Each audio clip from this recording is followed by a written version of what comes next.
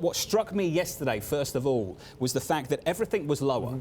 Gold, crude, vol, take your pick, bonds, stocks, everything down, just across the board. What did you make of the price action? Well, I think the key thing here is the interest rate part of this, because interest rates are too low, but when interest rates go up, the price of money goes up, and that is pulling down the value of all risk assets to some extent. But this was a long overdue increase in interest rates, so I don't regard that as particularly anomalous, but I can understand why it would pull down the value of risk assets. Julian? Well, the price of money is, again, the key for all of this.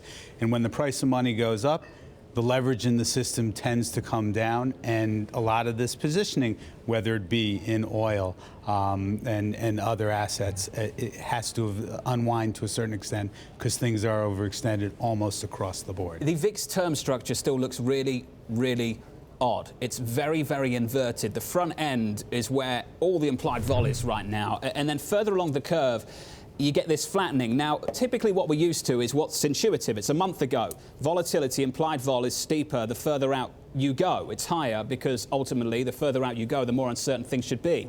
That white line is where we are right now, Julian. How long is it going to take for that to normalize? The market doesn't know exactly how much more embedded short vol structures there are out there.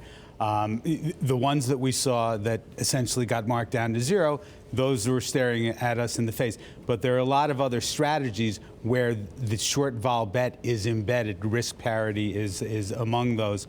And so it's a healing process. It's going to take time. And if you look, a lot of the activity in VIX futures has come after the close the last few days, and that's a bit uncertain. But there's a more general point here, which is volatility is normal, but it's not normally distributed. Right. It is very bimodal, and so what's going on is we're in a period of heightened volatility right now, but we know that at some stage we're going to switch back over to lower volatility, and if it's bimodal, that's why I think you're getting that curve.